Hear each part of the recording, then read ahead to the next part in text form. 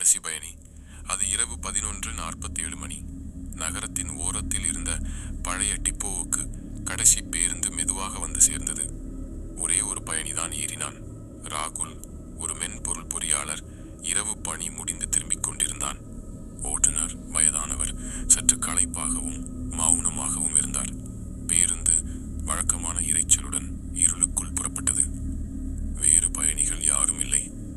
ராகுல் 3வது வரிசையில் அமர்ந்திருந்தான். சலிப்புடன் தனது போனை பார்த்துக் கொண்டிருந்தான்.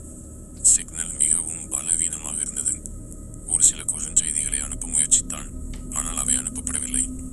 பேருந்து வெற்று சாலைகளில் பயணம் செய்தது. அடர்ந்த மரங்களையும் மூடிய கடைகளையும் கடந்து சென்றது. ராகுல் ஒரு சிறிய வித்தியாசத்தை கவனித்தான். ஓட்டுநர் வழக்கத்தை விட வேகமாக செல்வது போல தோன்றியது. மேலும் வழியில் எந்த நிறுத்தத்திலும் நிற்கவில்லை. முதலில் அவன் பெரிதாக எடுத்துக்கொள்ளவில்லை.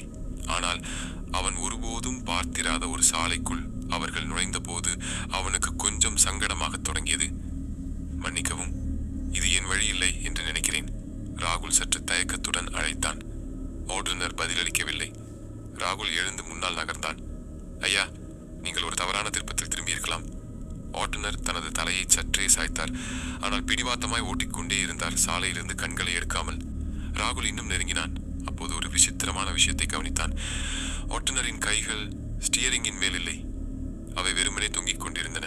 ஆனால் ஸ்டியரிங், அது தானாகவே சுழன்றது. ராகுல் ஒரு கணம் திகைத்து பின் தடுமாறி பின்னால் சென்றான். என்ன இது? திடீரென பேருந்தின் விளக்குகள் ஒரு முறை சலசலத்து அணைந்து ஒளிர்ந்தன. உட்புறம் படிப்படியாக குளிர்ச்சியானது. ராகுலின் மூச்சு அவன் முன்னால் ஒரு லேசான புகையாய் தெரிந்தது. அவன் தனது போனை எடுத்தான். இன்னும் சிக்னல் இல்லை. பயம் மெல்ல அவனுக்குள் ஊடுருவியது. அவன் வெளியே பார்த்தான். மரங்கள், அவை வழக்கமான மரங்களாக இல்லை. அவை மிக உயரமாகவும் அடர்ந்த நிழல்களாயும் இருந்தன. அவை அவனை பார்த்து கொண்டிருப்பது போல் ஒரு பிரமை. பிறகு அவனது இதயம் உறைந்தது. பேருந்து ஜன்னலின் பிரதிபலிப்பில் அவனுக்கு பின்னால் உள்ள அத்தனை இருக்கைகளிலும் மங்கலான உருவங்கள் அமர்ந்திருந்தன. ஆனால் அவன் திகிலுடன் திரும்பிய போது அங்கே யாரும் இல்லை. வெறுமை மட்டுமே. ஒரு மெல்லிய பனிக்கட்டி கிசுகிசுப்பு அவன் காதின் அருகில் கடந்து சென்றது. நீ ஏறி இருக்கக்கூடாது. அவன் முழுமையாக திரும்பினான். இதயம் வெறித்தனமாக துடித்தது. பேருந்தை நிறுத்துங்கள், நான் இறங்க வேண்டும். அவன் தனது குரல் நடுங்குவதை பொருட்படுத்தாமல் கத்தினான். ஓட்டுநர் இறுதியாக திரும்பினார். அவன் முகம் சாதாரணமானதாக இல்லை. அவன் கண்கள் கருமையான ஆழமான வெற்றிடங்களாக மாறின. அவனது புன்னகை அமானுஷ்யமாய் வாயின் ஓரம் வரை பிளந்திருந்தது. ஆழமான சுடுகாட்டின் மண்ணிலிருந்து வரும் குரலாய் அவர் சொன்னார், அனைத்து பயணிகளும் தங்கள் பயணத்தை முடிக்க வேண்டும். ராகுல் பீதியுடன் பின்பக்கம் ஓடினான். கதவுகள் அடைக்கப்பட்டிருந்தன. வெளியேற வழியே இல்லை. அவன் கண்ணாடியை தன் முழு பலம் கொண்டு தட்டினான். மரங்கள் மின்னல் வேகத்தில் கடந்து சென்றன. இல்லை, இனி மரங்கள் இல்லை. அவை சிதைந்த, முறுக்கப்பட்ட, அழுகிய முகங்கள் வாய் திறந்து அமைதியாக அலறின. பின்னர் பேருந்து ஒரு பயங்கரமான ஓசையுடன் நின்றது. நடுநடுங்க வைக்கும் இருள், கும்மிருட்டு. ஓட்டுநர் எழுந்தார்.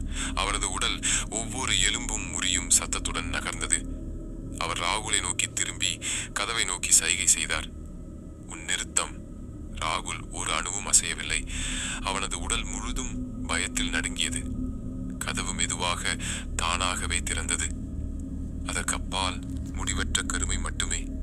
அடர்த்தியான, சுவாசிக்கும், உயிரிழந்த. அவன் தலையை ஆட்டினான். இல்லை, நான் திரும்பி போக வேண்டும். நான் இங்கிருந்து வெளியேற வேண்டும். ஆனால் பேருந்து ஒரு பயங்கரமான ஓசையுடன் சாய்ந்தது.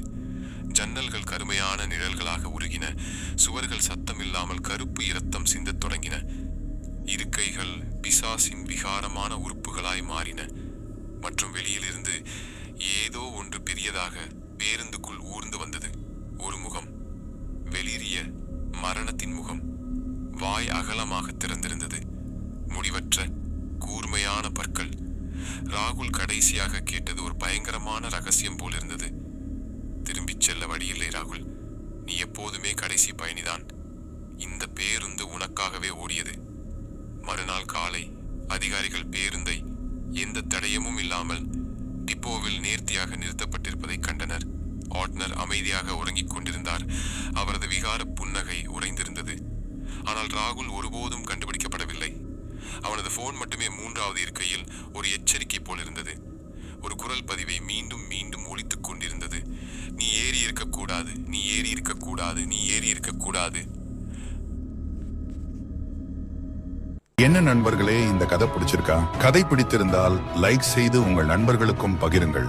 இந்த கதையை பற்றிய உங்கள் கருத்துக்களை கமெண்டில் தெரிவியுங்கள். நீங்க நம்ம சேனலுக்கு புதியவரா இருந்தா சப்ஸ்கிரைப் செய்து பெல் நோட்டிபிகேஷனையும் ஆன் செய்ய மறந்துடாதீங்க.